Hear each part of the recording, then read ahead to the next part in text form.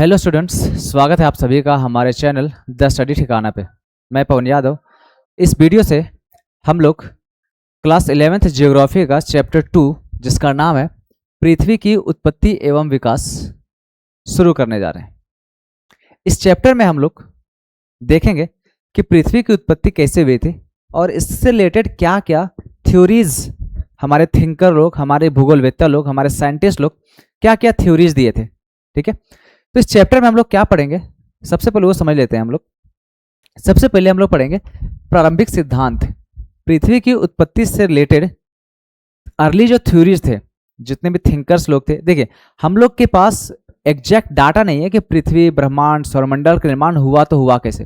ठीक है, ये सारे जितने भी थ्योरीज हैं वो सभी लोगों की सोच पे डिपेंड करता था कि वो लोग सब अनुमान लगाए थे, एजम्पशन किए थे कि ऐसा क्या हो सकता है, ऐसा ऐसा हो सकता है जिससे पृथ्वी या ब्रह्मांड का निर्माण हुआ होगा। जो थ्योरीज ज्यादा सटीक लगा वो थ्योरीज को हम लोग मान लिए। जब नए साइंटिस्ट आए, नए थिंकर आए, वो क्वेश्चंस करना शुरू किए तो फिर ये बताओ कि ये कैसे आया। जब नहीं साबित कर पाए तो उसका थ्योरी गलत हुआ, फिर नया थ्योरीज आया। ठीक है, तो वही हम लोग पढ़ेंगे कि पृथ्वी की उत्पत्ति से संबंधित सबसे पहले जो प्रारंभिक सिद्धांत थे वो क्या क्या थे, आखिर शुरुआत में पृथ्वी बना तो बना कैसे। ठीक है, उसके बाद हम लोग चैप्टर आगे पढ़ेंगे आधुनिक सिद्धांत। सब लोग पृथ्वी की उत्पत्ति समझाने में लगे हुए थे। ठीक है, लेकिन कोई ये नहीं समझाया कि ब्रह्मांड की उत्पत्ति कैसे हुआ। अगर ब्रह्मांड की उत्पत्ति पता चल जाएगा तो पृथ्वी, ग्रह, तारा, सौरमंडल, जितना भी चीज है सब उसी से बना होगा। ठीक है, तो वो आगे चल के आया था आधुनिक सिद्धांत में। अच्छा, अगर ये अर्ली थ्योरीज को हम लोग नहीं मानते क्योंकि उस तरह से प्रमाण नहीं दे पाया कि कैसे पृथ्वी की उत्पत्ति, ब्रह्मांड की उत्पत्ति कैसे हुआ। ठीक है, हम लोग मानते हैं आधुनिक सिद्धांत को, जिसको हम लोग पढ़े थे, आप लोग पढ़े होंगे, बिग बैंग थ्योरी। ठीक है, तो क्या ये थ्योरी हम लोग क्यों पढ़ रहे हैं फिर, जब ये एप्लीकेबल नहीं है। लेकिन एक बात जान लीजिए, ये थ्योरीज आने के पीछे रीजन, सबसे बड़ा रोल इनका है प्रारंभिक थ्योरी। जब तक अर्ली थ्योरीज नहीं आया, जब तक हम लोग मिस्टेक्स नहीं करते, तब तक सही डायरेक्शन पे, सही जगह पे, मंजिल पे नहीं पहुंचते। तो जितने भी अर्ली थ्योरीज आए, ठीक है, वो सोचने पे मजबूर किया कि आखिर हो कैसे सकता है, ये क्यों हो सकता है, ये नहीं हुआ तो क्या होगा इसके अलावा। ठीक है, तो आगे जाके आधुनिक सिद्धांत आया। ठीक है, फिर तारों का निर्माण कैसे हुआ, ग्रहों का निर्माण कैसे हुआ, हमारा सौरमंडल, जो अभी हमारा सौरमंडल है, बुध, शुक्र, पृथ्वी, मंगल, बृहस्पति, शनि, अरुण, वरुण, जो ये ग्रह हैं वो कहाँ से आए। ठीक है, चंद्रमा का निर्माण कैसे हुआ, पृथ्वी का विकास। अगर पृथ्वी बन गया, जब पृथ्वी बन गया तो पृथ्वी पे रहने लायक तो नहीं था, क्योंकि जब बना होगा तो बहुत आग या गोला था, ऐसा सब लोग साइंटिस्ट मानते थे। तो फिर इस पे रहने लायक ये सौरमंडल, ये मतलब सॉरी, ये जो वायुमंडल, स्थल मंडल, ये सब आया कहाँ से आया। ठीक है, इस पे स्थल मंडल का निर्माण कैसे हुआ, इसमें वायुमंडल और जल मंडल कहाँ से आया, फिर इसमें अगर ये सब आया तो फिर इसमें जीवन की उत्पत्ति कैसे हुई। ठीक है, तो इस चैप्टर में हम लोग यही पढ़ने वाले हैं कि पृथ्वी और पृथ्वी से रिलेटेड सारी जानकारियां, कि आखिर पृथ्वी बना कैसे, पृथ्वी पे जीवन कैसे पॉसिबल हुआ, पृथ्वी पर वायुमंडल जो भी सांस ले रहे हैं अन्य ग्रहों पे नहीं है, पृथ्वी पे क्या है, पृथ्वी एकमात्र ऐसा ग्रह क्यों है जिसपे जीवन की उत्पत्ति, जीवन है ना, जहाँ पे सजीव लोग हैं, जहाँ पे हम लोग सांस ले सकते हैं। ठीक है, और अन्य ग्रहों पे क्यों नहीं है। ठीक है, तो इस चैप्टर का थीम आपको समझ में आया होगा कि इस चैप्टर में हम लोग क्या पढ़ने वाले हैं। ठीक है, चलिए शुरू करते हैं हम लोग आज का क्लास। अर्ली थ्योरीज, सबसे पुराने सिद्धांत में सबसे पहला थ्योरी जो आया था वो आया था निहारिका परिकल्पना। ठीक है, बहुत दिनों तक, बहुत सालों तक हम लोग इस निहारिका परिकल्पना को माने थे, जब तक इसका तोड़ ना निकला। ठीक है, बाद में ये भी गलत साबित हो गया। हम लोग आगे चलेंगे कि आखिर ये फेल क्यों हुआ। ठीक है, सबसे पहले समझते हैं निहारिका परिकल्पना क्या था, कौन दिया था।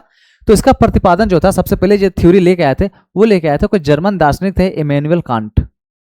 ठीक है, नेम याद रखिएगा, ऑब्जेक्टिव इससे बहुत ज्यादा बनता है। ठीक है, तो निहारिका परिकल्पना जो सबसे पहले दिए थे वो दिए थे इमैनुअल कांट, और कब दिए थे, 1755 ईस्वी में। इस विचार को आगे चल के एक गणितज्ञ थे लाप्लास, जो थोड़ा बहुत संशोधन करके इसको सही साबित कर दिए थे। ठीक है, इसलिए इसके बाद से ये नेबुलर परिकल्पना या निहारिका परिकल्पना के नाम से जाना जाने लगा, और हम लोग मान लिए थे कि यही चीज सच है। ठीक है, लेकिन आगे जाके ये फेल हो जाता है जब अलग थिंकर लोग सवाल पूछना शुरू कर देते हैं। क्या था आखिर ये सिद्धांत। ठीक है, इस सिद्धांत में यह माना था कि हमारा जो सौरमंडल का जो निर्माण हुआ है वो गैस और धूल के एक विशाल घूमते हुए बादल से हुआ है। ठीक है, क्या कहने का मतलब है, कहने का मतलब ये था कि हमारे जो भी थिंकर लोग थे, जो थिंकर था इमैनुअल कांट या लाप्लास, वो बताया था कि शुरुआत में एक बहुत ही ज्यादा बड़ा गैस और धूल कण के बादल हुआ करते थे जो आपस में रोटेट कर रहे थे, जो घूम रहे थे, ठीक है। और वो गैस और बादल हाइड्रोजन और हीलियम के बने हुए थे, ठीक है। हाइड्रोजन और हीलियम को रहता है वो गैस, और आपस में बहुत ज्यादा क्या होता है, बहुत तेजी से घूम रहे थे बहुत सालों तक। वो क्या हुए, वे जो विशाल जो गर्म जो घूमता हुआ बादल था, ठीक है, वो धीरे धीरे ठंडा होने लगा, और ठंडा होने से साथ साथ आपस में सिकुड़ने लगा, ठीक है। और सिकुड़ने के क्रम में, ठीक है, जब कोई चीज, हम जानते हैं कि जब कोई चीज, फिजिक्स में हम लोग लॉ पढ़े हैं कि जब कोई चीज घूमता है तो उसका जो फोर्स है ना वो बाहर की ओर केंद्र लगता है। मान लीजिए एक रस्सी लीजिए, उसमें एक पत्थर बांध लीजिए और घुमाइए और उसको छोड़ दीजिए, तो वो बाहर की ओर जाता है ना। तो इसी तरह जब आपस में वो जब घूम रहे थे धूलकण के बादल, तो वो बाहर की ओर फोर्स लगा रहे थे, बाहर की ओर खिंचाव हो रहा था, ठीक है। तो बाहर की ओर खिंचाव के क्रम में वो इस तरह से अलग अलग बट गए। अलग अलग बटने के क्रम में क्या हुआ कि जितने भी छोटे छोटे कण थे वो आपस में एक्यूमुलेट हुए, आपस में जमा होते गए और क्या बन गए, एक ग्रह बन गए। और जो बीच में बच गया, जो बहुत ज्यादा आग का गोला था, ठीक है, वो तारा बन गया, और आगे चल के क्या बन गए, सब ग्रह बन गए, ठीक है। तो ये बताता है हमारा नेबुला हाइपोथेसिस, ठीक है। ये लिखे कि आगे चल के ये बहुत तेज गति से घूमने के कारण इस बादल के जो केंद्र पर बाहर की ओर एक खिंचाव लगा, जिसे अपकेंद्रीय बल कहते हैं, बाहर की ओर एक फोर्स लग रहा था। इससे बादल के मध्य भाग से गैस और धूल के छल्ले एक एक करके अलग होने लगे, एक एक करके जो छल्ले थे वो क्या होने लगे, अलग होने लगे, ठीक है। और वही आगे चल के जब ठंडे हुए तो ठोस पिंड में बदल गए, जिन्हें हम आज क्या कहते हैं, ग्रह कहते हैं। और जो बीच में बच गया वो क्या बन गया, सूर्य बन गया। समझा? तो निहारिका परिक्रमणा ये बताता है कि शुरुआत में गैस और एक धूल कण का बहुत बड़ा बादल हुआ था जो आपस में घूम रहा था, ठीक है। और घूमने के क्रम में चूंकि बाहर की ओर फोर्स लग रहा था, तो जितने में धूल कण थे वो बाहर की ओर जाने खोज रहे थे, बाहर की ओर छल्ले के रूप में डिवाइड हो जा रहे थे, ठीक है। और वो डिवाइड होने के क्रम में बहुत सारे आगे चल के ठंडा होता गया, आपस में उन लोग आपस में सिकुड़ते गए, गुरुत्वाकर्षण बल के कारण आपस में मिलते गए, और क्या बन गए, बहुत सारे आगे चल के ग्रह बन गए, ठीक है। ये बताया निहारिका परिकल्पना ने, ठीक है। आगे इसको लाप्लास भी समर्थन दे दिया था, तो हम लोग ये मान लिए थे। लेकिन जब बहुत समय बाद थिंकर लोग, बहुत सारे साइंटिस्ट लोग इससे प्रश्न किया कि एक बात बताओ, ठीक है, जब उन लोग मतलब इसके थ्योरी को गलत साबित करने पीछे रीजन ये था कि अंतरिक्ष में जो गर्म गैस थे वो कभी सिमट नहीं सकते, कि अगर बहुत ज्यादा गर्म था, ठीक है, और ऊपर नमी नहीं है, वायुमंडल नहीं है, तो आपस में ठंडा अपने आप कैसे हो गया, और ठंडा होके जो कि गर्म गैस था तो वो सिकुड़ नहीं सकता इतनी जल्दी, ठीक है। तो ये ठोस कैसे बन गए, ये साबित नहीं कर पाए लाप्लास और कांट, ठीक है।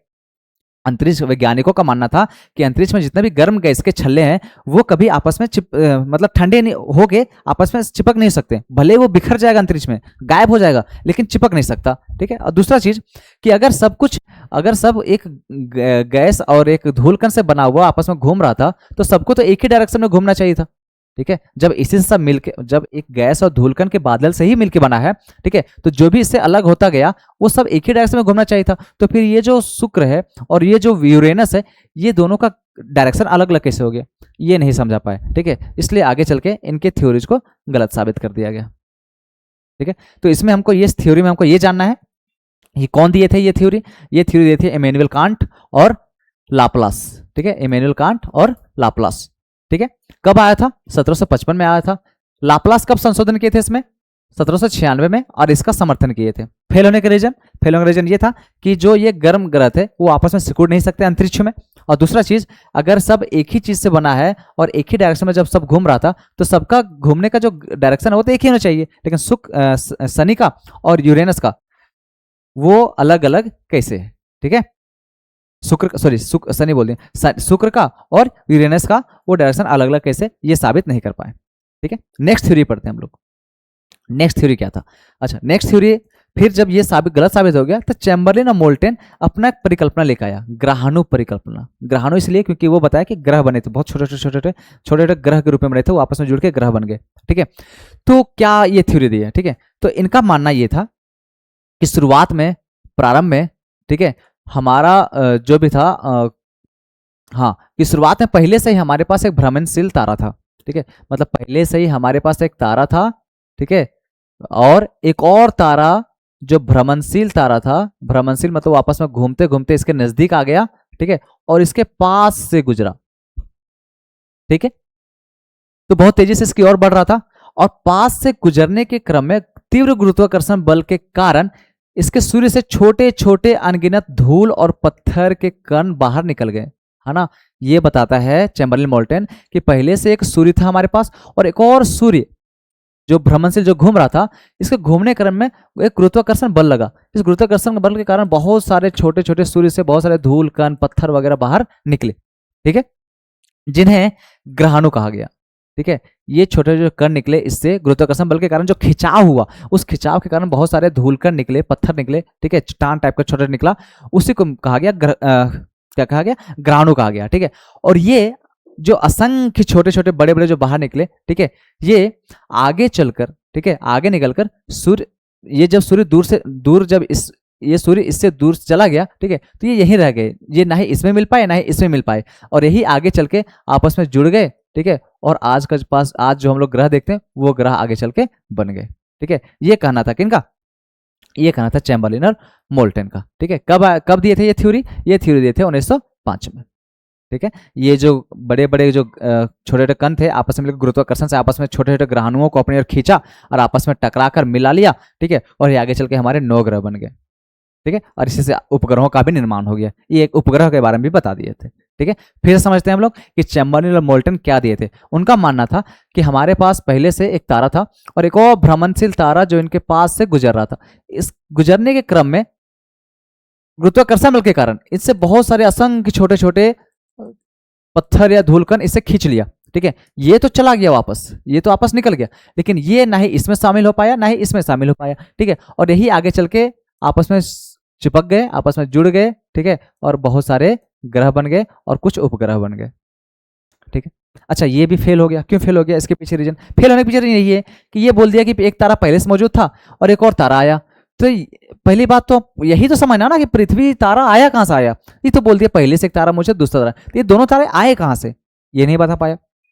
और क्या विफलता का कारण था, और विफलता कारण ये था कि पास से गुजरने वाले तारे में इतनी ताकत नहीं थी, ठीक है, कि वो सूर्य के टुकड़ों को इतनी दूर तक फेंक सके। क्योंकि हमको पता है कि सूर्य यहाँ है, ठीक है, सूर्य मान लो यहाँ है, ठीक है, फिर बुध है, फिर मंगल है, बृहस्पति है, बुध शुक्र पृथ्वी मंगल बृहस्पति शनि अरुण वरुण सब है। ठीक है, तो इतना दूर बृहस्पति, इतना दूर शनु अरुण वरुण, इतना दूर तक कैसे चल गया, इतना दूर तक नहीं फेंक सकता, है ना। कोई भी तारा अगर कोई भी इसके पास से गुजरा, गुरुत्वाकर्षण शक्ति से जो खींचा, तो इतनी दूर तक बृहस्पति शनि अरुण वरुण कितना दूर तक है ना, वहां तक तो नहीं फेंक सकता। ठीक है, ये साइंटिस्ट लोग का मानना था, इसके कारण फेल हो गया। दूसरा कारण ये था कि हमारा जो स्पेस अंतरिक्ष बहुत बड़ा है, तो दो तारे आपस में आ ही नहीं सकते। हमको पता है कि हमारा जो तारा एक यहाँ सूर्य है ना, और दूसरा तारा बहुत दूर है। ठीक है, कितने प्रकाश वर्ष दूर है। ठीक है, तो इतना नजदीक नहीं आ सकता, इन हमारे साइंटिस्ट का मानना था। इसलिए इनके थ्योरी को भी क्या कर दिया गया, गलत साबित कर दिया गया। और क्या थ्योरी था, नेक्स्ट देखते हैं, ज्वारीय परिकल्पना। ठीक है, जब इनका थ्योरी गलत साबित हो गया तो सर जेम्स जीन्स और हेराल्ड जेफरीज, ठीक है, ये नाम याद रखिएगा कि जेम्स जीन्स और हेराल्ड जेफरीज, ये क्या दिए थे। ठीक है, दोनों का सेम है। ठीक है, इसका थ्योरी नहीं लिखे क्योंकि दोनों का सेम है। इनका भी यही मानना था कि पहले से एक सूर्य था हमारे पास और एक भटकता हुआ सूर्य गुजरा, लेकिन अंतर सिर्फ इतना था कि ये नहीं बोल दिए कि छोटे छोटे कण निकले आपस में, ये बोल दिए कि एक सिगार के रूप में निकला, एक सिगार के रूप में कुछ भाग निकल गया। मतलब एक सूर्य था पहले से और एक और सूर्य जब आप गुजरा तो इसका गुरुत्वाकर्षण बल के कारण इससे एक लिक्विड का सिगार के रूप में पूरा तरह इससे खींच लिया, और ये तो चला गया, लेकिन ये जो थे ये आपस में बट गए और यही आगे चल के क्या बन गए, 8-9 जो भी ग्रह हैं वो आगे चल के ग्रह बन गए। ठीक है, तो इनका थ्योरी भी गलत साबित होना था क्योंकि सेम चीज था। ठीक है, कि इतना बड़ा स्पेस है तो दो तारा आपस में सामने आ नहीं सकता, और जब आपस में आया, जब खींचा, तो इतना दूर तक बृहस्पति शनि अरुण कहा कैसे चला गया, उतना दूर तक तो नहीं जाना चाहिए था। ठीक है, इसलिए ये इनके थ्योरीज को भी गलत साबित कर दिया गया। ठीक है, अच्छा गलत साबित हो रहा है लेकिन फिर भी हम पढ़ रहे हैं, पता है ना, क्योंकि आधुनिक सिद्धांत लाने के पीछे इन्हीं थ्योरीज का आना, अगर जब तक ये थ्योरीज नहीं आते तो कोई प्रश्न नहीं पूछता, जब प्रश्न नहीं पूछता तो कोई आंसर नहीं खोजता, जब आंसर नहीं खोजता तो हम लोग एग्जैक्ट जो आंसर था वहां तक नहीं पहुंच पाते। ठीक है, इसलिए इनके थ्योरीज का, ये सब थ्योरीज का आना बहुत जरूरी था, क्योंकि कहीं से तो शुरुआत करना था, तो ये सब शुरुआत हुआ। ठीक है, फिर क्या हुआ, फिर और कोई थ्योरी, हाँ एक और थ्योरी था, ऑटो स्मिथ का सिद्धांत। ऑटो स्मिथ रूसी वैज्ञानिक थे, इनका मानना था, ये निहारिका परिकल्पना को लिए थे, थोड़ा सा निहारिका परिकल्पना जो शुरू में बोले थे, जो इमैनुअल कांट और लाप्लास दिया था। ठीक है, तो उनके थ्योरी को ये लिए, बस थोड़ा सा अंतर ये क्या किए कि ये बोल दिए कि निहारिका परिकल्पना तो ठीक है, निहारिका परिकल्पना गैस और धूल के कण के बादल का था, ठीक है, ये था, लेकिन सूर्य भी एक था, ये पहले से सूर्य मौजूद था, और ये सूर्य क्या हुआ, भटकते भटकते इस धूलकण बादल जो था उसके पास से गुजरा, ठीक है, और उसके पास से गुजरने के कारण, ठीक है, देखो क्या बोला, ये बोला कि ग्रहों का निर्माण जो था वो सूर्य से निकले पदार्थ से नहीं हुआ है, बल्कि अंतरिक्ष में तैरती धूल और गैस के कारण से हुआ था। ये शुरुआत में निहारिका परिकल्पना वाला कि पहले से धूल और गैस के बादल थे पहले से, ठीक है, और जब सूर्य यात्रा के दौरान सूर्य एक अत्यंत घने धूल के बादलों के बीच से जब गुजरा, है ना, ये सूर्य जब इसके बीच से गुजरा, ठीक है, तो उस धूल और गैस के एक बड़े हिस्से को अपनी ओर खींच लिया, और धूल और गैस जो थे मेनली हाइड्रोजन और हीलियम से बने थे, ठीक है, और ये सूर्य के चारों ओर इकट्ठा हुई। धूल और गैस सूर्य के गुरुत्वाकर्षण के कारण कोणीय संवेग से, मतलब घूमने के क्रम में, ठीक है, घूमने क्रम में क्या हुआ, एक डिस्क के रूप में, एक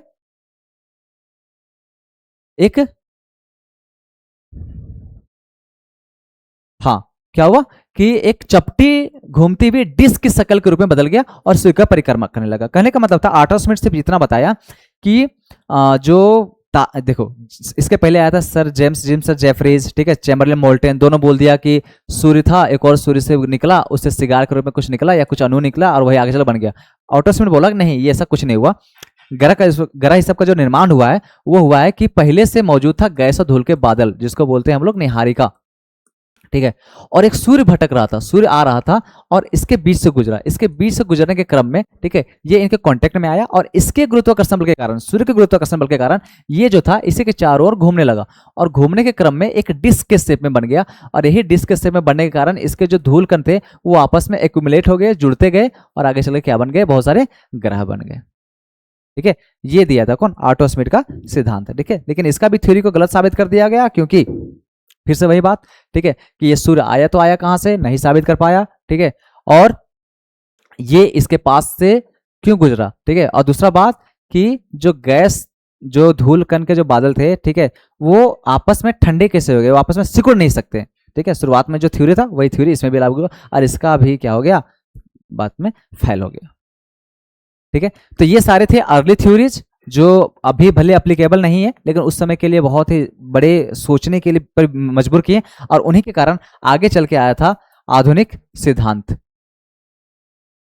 ठीक है, आधुनिक सिद्धांत, जो हम लोग नेक्स्ट वीडियो में देखेंगे।